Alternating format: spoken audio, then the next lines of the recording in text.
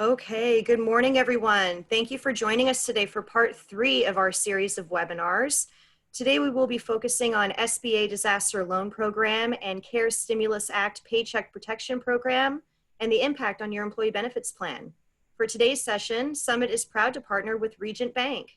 We are thrilled to have the Oklahoma Secretary of Commerce with us today, but we also recognize that our attendees are joining us from all across the country. Summit is a multi-state employee benefits firm, and we know that the questions you may have are similar from state to state, so we hope you find this information valuable. Now, we do have the Q&A feature available, so you can submit questions through that option, but please note that we have hundreds of attendees joining us today, and with this meeting being so brief in time, we want to ensure we answer all of the questions. So if you want to hold on to your questions and email them to us, we can respond afterwards. The email address is marketing@yoursummit.com. But don't worry, I will display that email address again near the end of our session. So with that said, let's get started. There's our disclosures as required by Cetera. We have 3 guests joining us today. Our first is Sean Kouplen. He is Oklahoma's 10th Secretary of Commerce and Workforce Development and the Chairman and CEO of Regions Bank. Sean oversees the economic development, community development, and workforce development efforts for the state of Oklahoma. He holds numerous local and statewide leadership positions, including immediate past chairman of OSU National Alumni Association, OSU Tulsa Board of Trustees, and Hospitality House Board of Directors. He's a current board member for TCC Foundation and Hillcrest South Hospital, elder of South Point Church in Bixby, and a member of the Oklahoma Bankers Association and Young President organizations. Sean's awards include ICBA Central U.S. Community Banker of the Year and Journal Record's Most Admired CEO. Sean has led 5 influencers men's discipleship groups and has written 3 best-selling books. Our next panelist is Todd Rolland. He serves as president of Summit's employee benefits practice. Having been with the company since its founding, he has tackled the most unique and complex employee benefits situations. Todd's professional designations include Certified Employee Benefits Specialist, Registered Employee Benefits Consultant, Retirement Plans Associate, and Group Benefits Associate.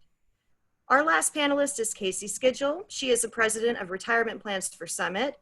Kaci is the author of the book, Path to the Summit, Strategies to Reach Your Company's Peak Retirement, and was acknowledged as one of the top women advisors by the National Association of Plan Advisors for 5 consecutive years, and most recently named by Financial Times as one of the top financial advisors.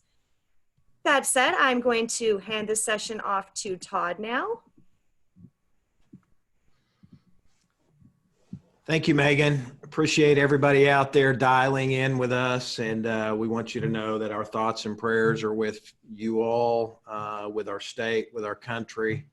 And we certainly hope that the pandemic has not touched you directly at this point.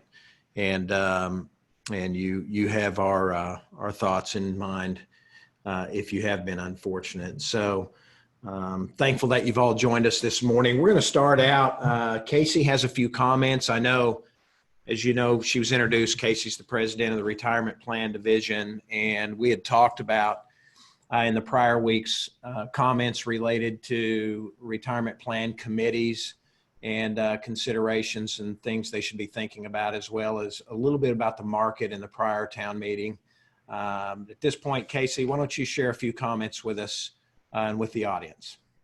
Thank you, Todd. And thanks again, everyone, for being on today, hoping that you are maintaining your health and staying safe. At this point for Summit, we know that a lot of people are things are sort of leveling off and people are settling in. So from an investment standpoint, feel like there's a little bit more stability overall. I was actually on the phone speaking to a CEO of a company on Tuesday, and he had actually indicated that in March, he was down kind of at the bottom, down about 30% in his portfolio. And then this week, he's back to down about 10%. And we know that the market overall, year to date, is down about 13%. But his exact words to me were, "I'm glad I've stayed put." And so with that in mind, I think that's important. That's a telltale sign of where we are. We just want to urge you, your employees, to make sure that you're reaching out if there are specific questions about your personal portfolio, remembering that the headlines and the media, the headlines are the headlines, but we've each got a personal situation. So I just wanted to make sure as quarterly statements are coming out and people have checked that, that's old news. Now we've got 2 more weeks worth of information, and our accounts do update daily. So consider that about your own portfolio. And then really, Todd, the question that we've been getting a lot from our benefits committees, and as we're meeting with our committees and the fiduciaries of the plan, go back to that CARES Act and those 2 optional provisions that we keep getting asked over and over again. Well, what's the downside? So that's the biggest question I'm hearing right now. What is the downside of the CARES Act provisions? Should we not just accept them as is? And as a recap, the coronavirus distribution and the loan provision are the 2 that I'm referring to. If you haven't talked with your advisor, your record keeper, your ERISA counselor, TPA, you need to make sure that you didn't get opted into something that you weren't prepared for and that you as a committee haven't discussed. So first and foremost, I'd suggest the decision is your committee meeting. ERISA states obviously that we need to act in the best interest of our participants. And so as a fiduciary, we want to answer that question, what is best for our employees? That coronavirus distribution maximum is $100,000, and the loan maximum raised from $50,000 to $100,000 as well. But you as an employer, as a fiduciary, you don't have to choose to go to that maximum of $100,000. You and your committee actually get to set that limit. So I was on a call yesterday with a client, and our ERISA counsel as well was on, and we were actually discussing this, and the point being that you can allow distributions, say for the quarter, your committee could make the decision, okay, we're going to allow $25,000 distribution maximum for that coronavirus related distribution, and then maybe next quarter we say it's up to $50,000, because in reality participants may not need that full $100,000, but if you give it to them, right, then they could be locking in on opportunity loss, and that could hurt them for the long term. So there's really no, I've said this before on previous ones, Todd, there's really no proof that is needed. The law was written so that you can self-certify, but just thinking of that as an employer, how much do your employees need right now? And obviously that is a business decision that you need to make. So we know one last thing that I would point out is we're hearing from a stat perspective. There was a survey done by Plan Sponsor Council of America, and it just came out on Tuesday, and it said about 47% of all of the plan sponsors are still deciding which provisions to implement. And I know a lot of times employers think of, or I think of the word FOMO, fear of missing out, right? You don't want to have that FOMO of have we not done something that everyone else is choosing. But the stats show that only 1/3 of employers are actually increasing that plan loan limit to $100,000. So make that decision based on what's best for your company, what's best for your employees. So that, Todd, that's kind of, we know it's not a one size fits all. Ultimate decision resides with your company, but just wanted to share that's the biggest question that we've been getting right now. Yeah, great comments, Kaci. Great information for us. We appreciate you sharing that. I'd like to make a few comments as well before we turn it over to Sean. There is a significant amount of communication and a bit of confusion as the stimulus checks now have started showing up in your employees' accounts and in the population's accounts. There are a lot of questions. And we will have out on our website a document, kind of a fast fax document relating to the stimulus checks. I'm talking about the folks that qualify for the stimulus, not the employer, not the SBA. Sean's going to talk about today, but the stimulus checks to individuals. And I think 2 things that are coming up: taxability, tax return considerations, because it's been described really as an advance credit. What does that mean? So it's created some confusion out there. And I just wanted to mention that we've got a document that really clarifies that. And I think Megan will be announcing before we in today. That next week's guest, I believe, Kaci, correct me if I'm wrong, will be representation from BKD. And we're going to focus on the financial aspects of the relief package, both from an individual and a corporate standpoint. So we're looking forward to that. And some of the questions that came in advance even referred to that. So next week that will be addressed really in great detail. So I wanted to make those points and just let you know we're going to have a fast facts out on our website. So feel comfortable going out there and just follow up with questions to us if we can help you. So at this time, Sean, I appreciate you being with us today. And I know that Sean had a great article earlier in the week or at the end of last week entitled What You Need to Know About SBA Loans. It was a great document. I think we may have even printed that on our website as well because it was pretty straightforward. And Megan, you did a great introduction of Sean. But what a lot of people don't know about Sean is some comments I'd make on an introduction. Kid from small town, 3-sport all-stater, baseball extraordinaire with a sidearm pitch. How's that, Sean? A lot of people don't know that about you. Oh my gosh, Todd. But we appreciate you being here today, Sean. And tell us about first, before we get into the financial considerations and the stimulus package, Sean is unique in that he serves the state of Oklahoma in a leadership role as well. So tell us, Sean, just real quickly, some of your thoughts and information that you think the audience might want to know about what the state of Oklahoma is doing to battle this virus and get our economy back on track. You know, there's a lot in the media and there's a lot you can read in third-party publications, but kind of give us a quick view from the seat you sit in. You bet. So first of all, I want to tell those viewers out there that going on the Summit Financial webinar is kind of like going on the Today Show. I mean, these guys are not messing around. Megan is the real deal, and they are very organized. So I'm excited to be here. I've done a lot of interviews, and they're excellent. So let's talk a little bit about the state. So numbers, first of all, let me kind of jump into some numbers because there's some things that don't make it out into the media that I think you all will find interesting. So our number of cases is 2,263. We've had almost 27,000 tests done. And so obviously all but 2,200 of those have been negative. The hospitalizations is probably the best news that we've got right now. We have 510 people in the hospital right now with COVID-19. That number has been steadily dropping. Yesterday, it's come up just a little bit. Yesterday, it was 488. So it's come up just a touch, but the overall trend looks very good over time. And so we think that we've peaked from a death perspective and that things will begin to come down. The modeling that we have done has the absolute highest that total deaths would be in the state of Oklahoma at 800.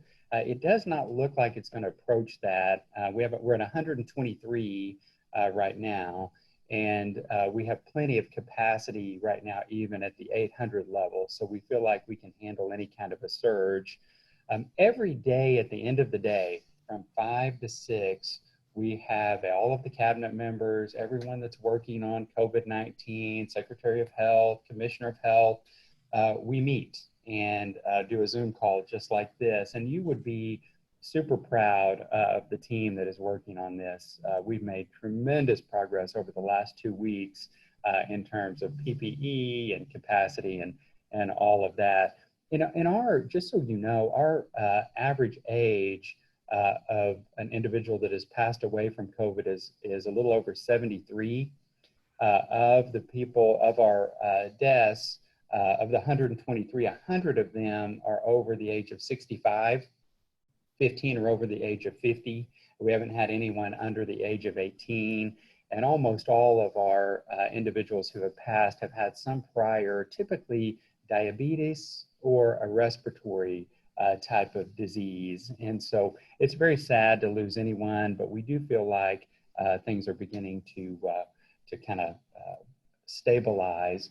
I will tell you, a lot of times Todd, I get the question along these lines of, when are we going to open things back up? when are things going to open back up? And as you know, it's amazing what has happened over the last really week to 10 days. I mean, the dialogue has changed from, I've got to shut my door and stay inside to, hey, we're ready to go back to work. And so I think you saw the first step of this yesterday where the governor opened back up elective surgeries on April 24th. And I think we're going to see continued, I'm giving him a report tomorrow as far as our recommendations of how to open things back up. And if he takes that, we think that we need to start pretty quickly and just be careful, but just begin to kind of gradually open our economy back up. I think the last thing that I would mention is, you guys know this, but the unemployment rate has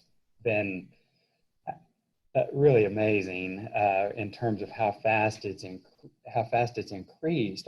We were at 3.2% unemployment before this started. We're at 13.2% today. We are getting those numbers. Thankfully, are also beginning to subside, but it is just so enormous right now. Before this all started, we would get about 300 claims a day.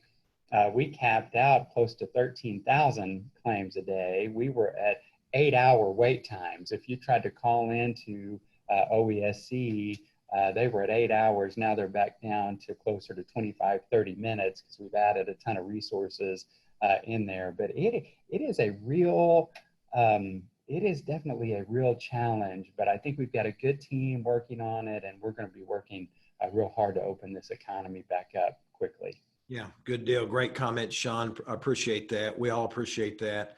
Let's talk about, as a business owner and as a banker, what are you seeing through your lens, the impact on businesses throughout the state? I mean, we all know pragmatically the impact, but from the lens you see through, maybe you can share a little different slant on this for us. Yeah, and unfortunately, and everybody, I've got a lot of friends on this call because most of you have been texting me advice this morning. So you know that I am optimistic by nature, but unfortunately for Oklahoma, we've had a double whammy. We already had the energy industry that was struggling, and prices have dropped drastically because of the Russia-Saudi Arabia issue. And then you had this fall in behind it. You also had agriculture, whose prices are low. You've got aerospace, who had the Boeing Max issue, and now nobody's flying.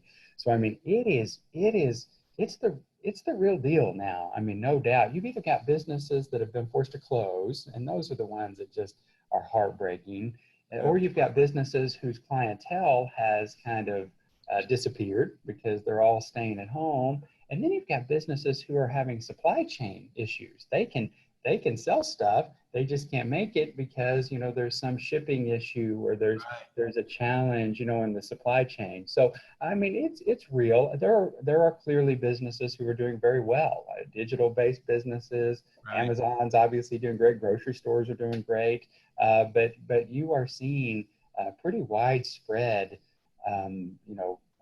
challenges right now. And so we're hoping that between federal stimulus and some state programs, which I'm happy to talk about later, that we can attempt to get these businesses coming back. We just want to keep this as short term as possible.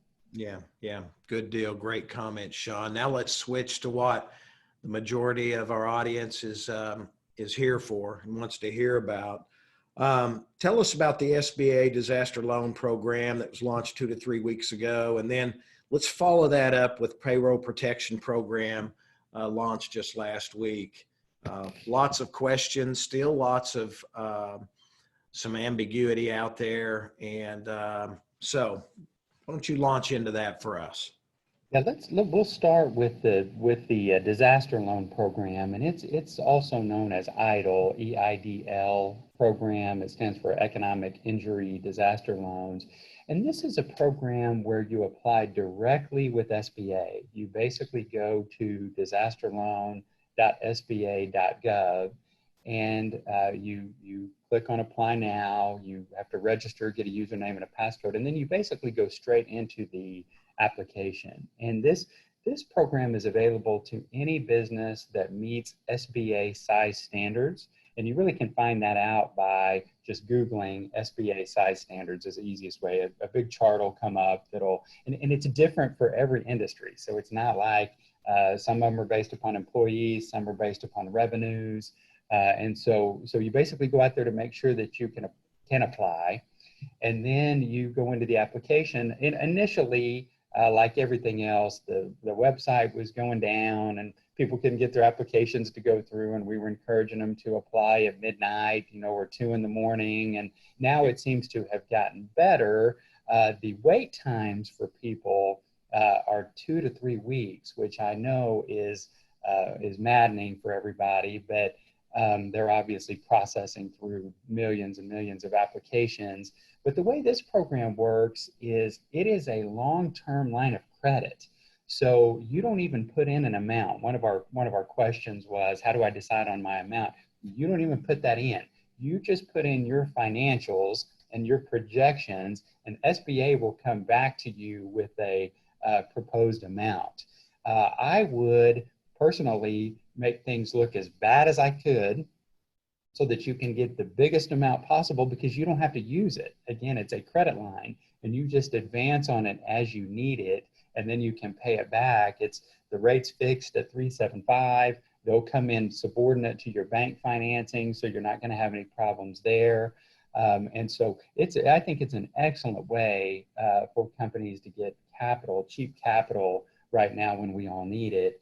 Pretty much every business qualifies.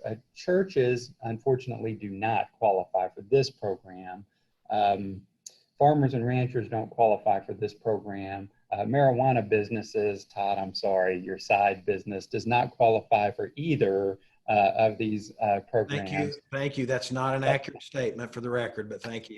But every other business really does, and that's basically how this one works. Unfortunately, banks don't have any involvement in this one because you just go straight through to SBA.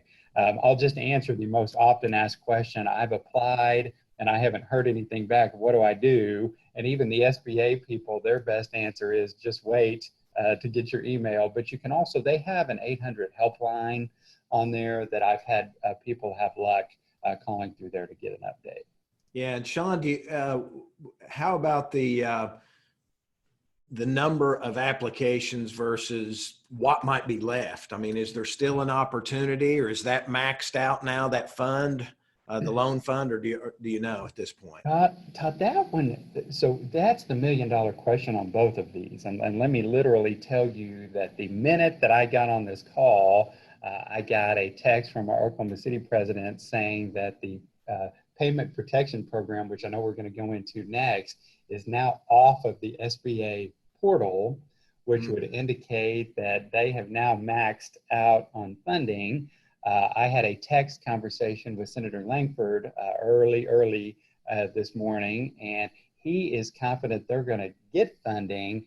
But as you have seen, there is some political disagreements in Washington, D.C. over that. So both of these, the EIDL program appears to still be active, and they seem to be still taking applications. And so we're going to go through this, I think, assuming that both of these are going to have funding. I just can't imagine that in the middle of a pandemic like this, you wouldn't fund these programs. I mean, there are millions of businesses waiting to get funded, including thousands over here in my shop. So I'm sure they're going to come through with funding.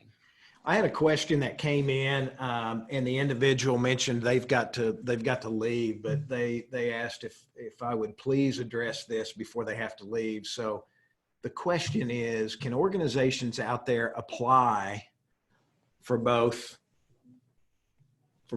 opportunities, the SBA disaster and then the stimulus cares? Yeah, absolutely. Yeah, you can definitely apply for both.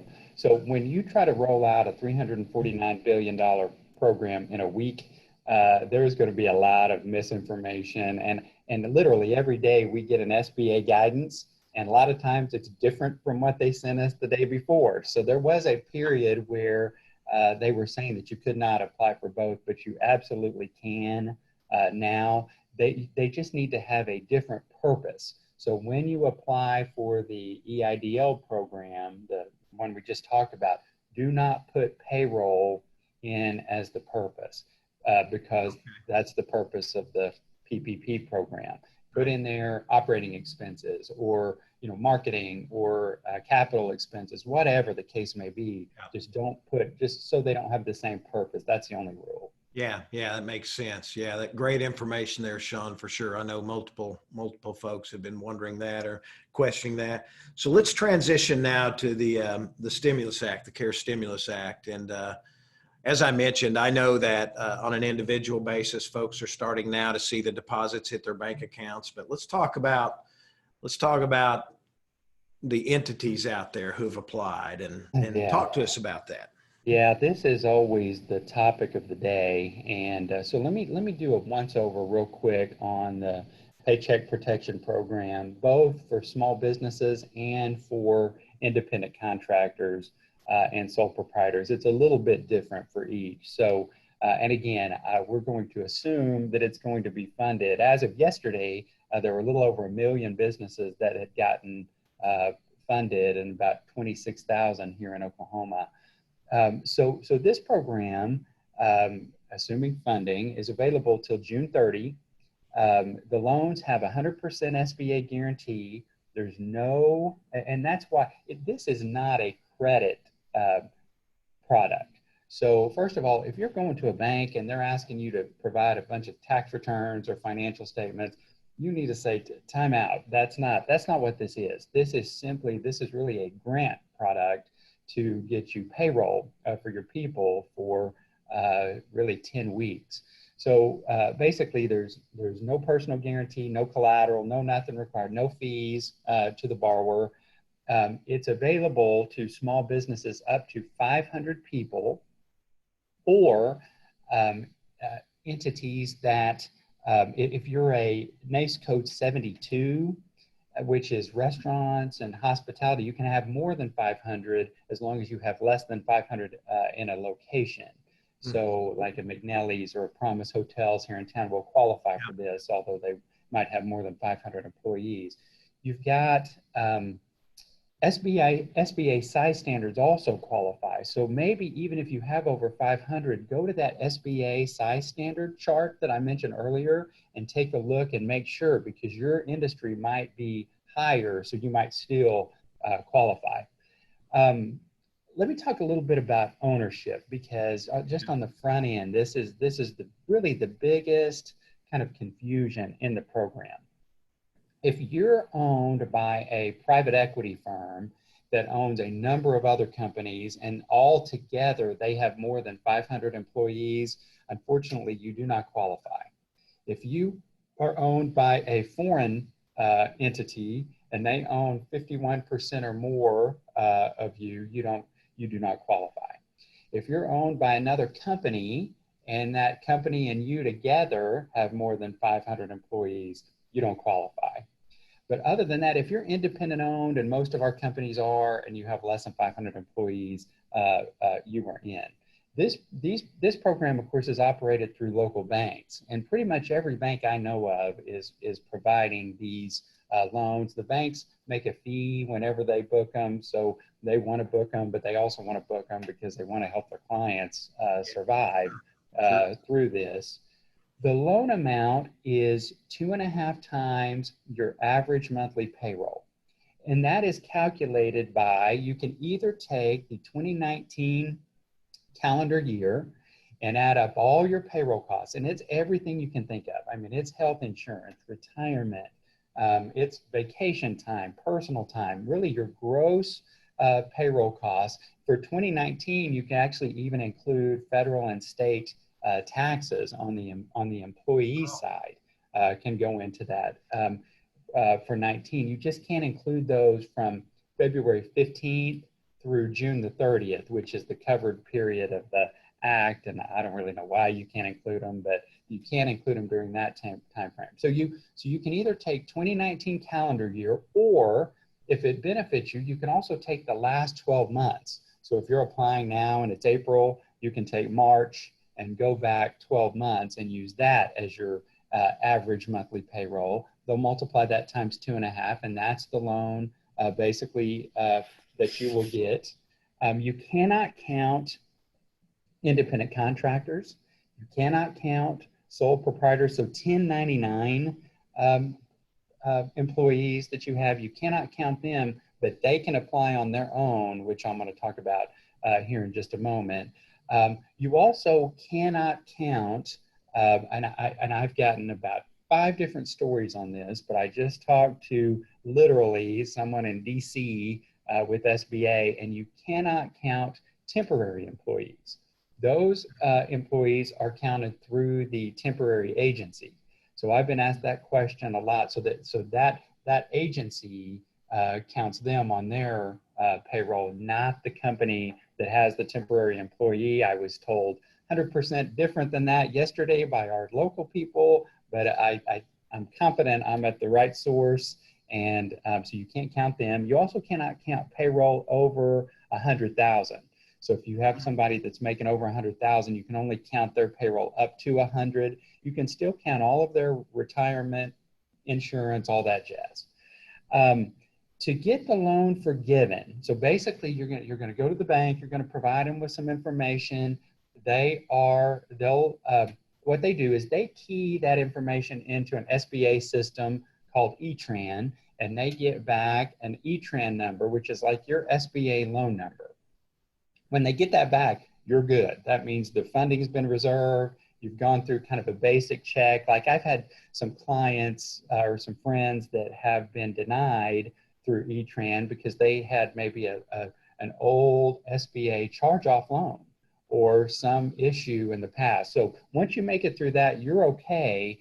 Then the timing is just how quick can the bank get the loan typed up and get you the money. It's really, then it really becomes on the bank to get you the funds once they get that ETRAN number. The challenge right now, as I mentioned earlier, is because of this funding issue, ETRAN is down. So there's not going to be any more loans issued until that comes back up. But for it to be forgiven, so the bank's going to give you the money. You have 8 weeks to spend the money, and at the end of 8 weeks, you need to type up an email or a letter to the bank that says, I want to request this loan be forgiven. Okay, this is very important. It's not automatically forgiven. You've got to request it, and you've got to provide proof of 2 things to get it, to have it be forgiven. One is that you only spent the money in 4 ways. You can spend it on payroll, you can spend it on rent, you can spend it on business loans, the interest on business loans, or your mortgage on your building or whatever, and you can spend it on utility expense. And I get a lot of questions about what is utility expense. And I asked that same question this morning, and SBA said that they're really thinking about traditional utility expenses like electric, phone, gas, those types of things. I know that that's a big, like if you're a trucking company, gas is a very large, expense to you. And they're not thinking that. They're just thinking the gas to keep the buildings heated and that type of thing, just so you know. That's really all the guidance that I've gotten on that. But you've got to only spend the money in those 4 ways, and you have to return your employee number, your number of employees, back to a pre-COVID number. So they typically use February 15th as the date that COVID-19 hit us all. So you basically go back to prior to February 15th, take a look at your average number of employees, and they're pretty flexible on this. I used, for some of our companies, I used January and February of 2020 and just took an average number of employees during that 2-month period, and that has worked well. But you've got to get back to that same number of employees for the loan to be forgiven. So if you had 20 employees back then and you only have 10 now, and you don't hire back up, you just stay at 10, then half of the loan is not going to be forgiven and you're going to have to pay it back. So you've got to get back to that. Now, you can get back to that number, that 20 employee number. You can do that anytime during the 8 weeks after you get the money. So you don't have to have them all the first day. You can add during the 8-week period. You just got to have them on board by the 8 weeks. But when you request forgiveness, you have to show that you did hire back to that previous number and that you only use the money for those 4 items. The debt forgiveness is not taxable to you. If there's any portion of the debt that is unforgiven, then that portion is set up on a 2-year payout back to the bank at 1%. You go 6 months, you don't have to make a payment, and then you make the rest of the payments after the in that 18-month period. And then I think the last thing I would mention, Todd, is there's really 5 things that you need to take to the bank when you go, just real quick. One is that Paycheck Protection Program application. You need to take payroll documentation for how you came up with your monthly average payroll. So whether it's calendar year or last 12 months, you take your corporate documents, and if you're already doing business there, they're probably already going to have all that stuff. You need to take social security number and driver's license for anybody that owns more than 20% of the company, and you got to complete this certificate of beneficial ownership form, which is a bank form that just tells who all owns your company, even if they own less than 20%. If your bank is not offering PPP loans, and some are not, so bankers in general are fairly distrusting of the federal government, and based upon the fact that they just ran out of funding, I too am feeling a little bit distrusting at the current time. But You are still offering them? Your bank is still offering them? Yeah, we still offer them, and most banks do. But if you happen to go into your bank and they don't, they're not offering them. And again, I'm assuming we're going to get funding back. Nobody's offering them right now because we can't get on the SBA site. But you can take a look at SBA.gov, and they've got a list of Oklahoma banks that offer them. You can also go to a site called naggl.org. That's National Association of Government Guaranteed Lenders, naggl.org. And they've got a really good list of active SBA lenders that you could call. So the big issue on that one, and I'll close with that, Todd, is just capacity. I mean, just to give you a feel, we typically do 70 to 100 loans a month. We're really a business bank. We've had 1,700 applications of these types of loans in the first day. And so we're all working all night. I mean, the reason I look like I'm about 80 years old today is because none of us have slept in 10 days. And so we're hiring people, we're doing the best we can, but all banks are probably about 1/3 of the way through their applicants. Now, on the real quick on the self-employed side and independent contractor side of PPP, it's all the same stuff that I just talked about. The only difference is they use Schedule C of their 1040. So if you look at a Schedule C, it's like a little P&L. So it's got the gross revenue minus certain expenses, and then line 31 is the key line, and that's kind of the net income line, and that's the one that they're going to use to pay from. So you look at that line 31, it can only be up to 100,000. The bank will multiply that times 2.5.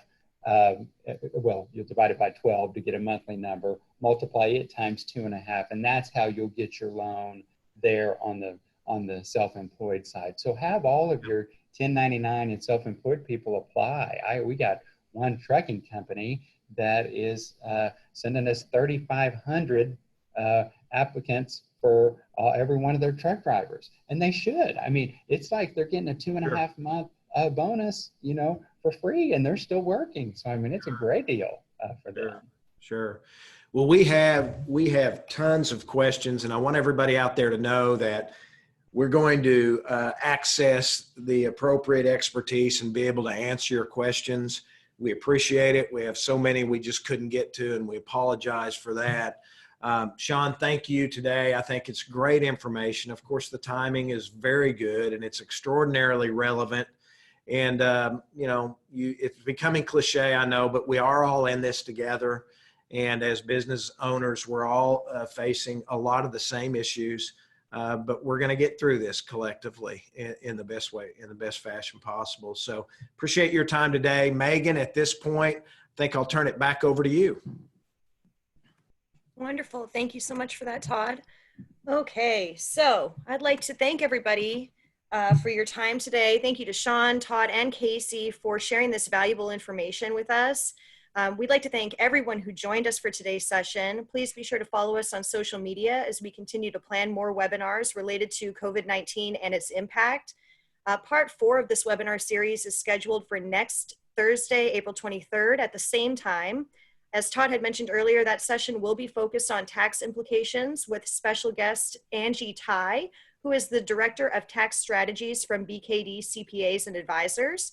Also on Tuesday, April 21st at 10 a.m., our investments team is partnering with Invesco to bring you a webinar called The Health of the Market. We will provide an update on the state of the market, principles of investing in times of volatility, and the view of market disruption through a historical lens. So there is still time to register for that webinar on our website, or you can email us at marketing@yoursummit.com. There is that email address there. Also, excuse me, we have COVID-19 resources available on our website, so please take a look at that for more information. But for now, thank you so much for joining us. Have a great rest of your day and stay safe. Thank you.